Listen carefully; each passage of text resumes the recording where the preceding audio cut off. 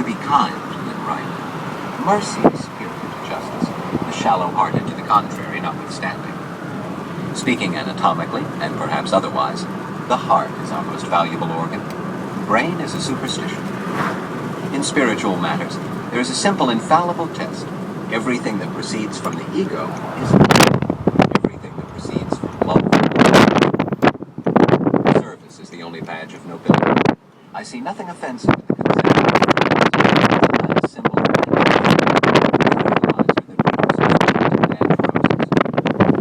worst folk song is superior to the best. A man braver than his brothers insults the plant of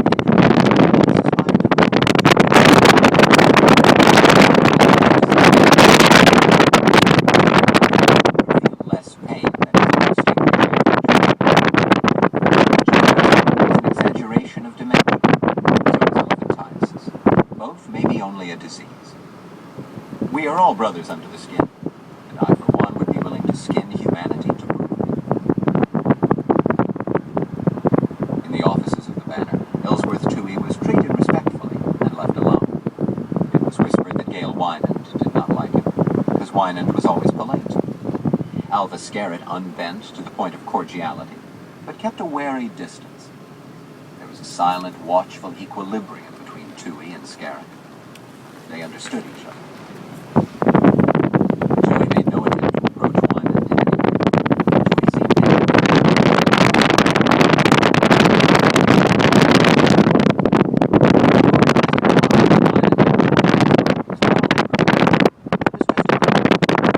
once a month in the library of the Banner.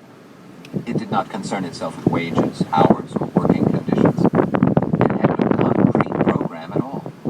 People got acquainted. 254-699-7003, Lone Star Realty. He spoke about new horizons, and the press is the voice of the masses. Gail Wynand appeared at the meeting once, entering unexpectedly in the middle of a session.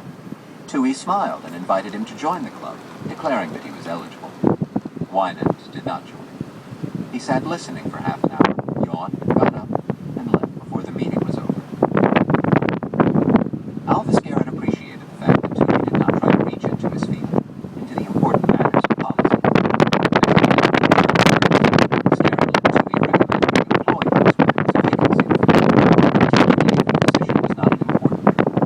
As a rule, Scarrett did not care, while Toohey always cared, even when it was only those of copyboard. Toohey's selections got the jobs. Most of them were young, brash, competent, shifty-eyed, and shook hands limply. They had other things in common, but these were not so apparent. There were several monthly meetings which Toohey attended regularly. The meetings of the Council of American Builders, the Council of American Writers, the Council of American Artists. He had organized them all. Lois Cook was chairman of the Council of American Writers. It met in the drawing room of her home on the Bowery. She was the only famous member. The rest included a woman who never used capitals in her books, and a man who never used commas. A youth who had written a 1,000-page novel without a single letter O, and another who wrote poems that neither rhymed nor scanned. A man with a beard who was sophisticated and proved it by using every unprintable 4-letter word in every 10 pages of his manuscript. A woman who imitated Lois Cook, except that her style was less clear. When asked for explanations, she stated that this was the way life sounded to her when broken by the prism of her subconscious. "You know what a prism does to a ray of light, don't you?" she said. There was also a fierce young man known simply as Ike the Genius, though nobody knew just what he had done, except that he talked about loving all of life. The council signed a declaration which stated that writers were servants of the proletariat. But the statement did not sound as simple as that. It was more involved and much longer. The declaration was sent to every newspaper in the country. It was never published anywhere, except on page 32 of New Frontiers. The Council of American Artists had as chairman a cadaverous youth who painted what he saw in his nightly dreams. There was a boy who used no canvas, but did something with bird cages and metronomes, and another who discovered a new technique of painting. He blackened a sheet of paper and then painted with a rubber eraser.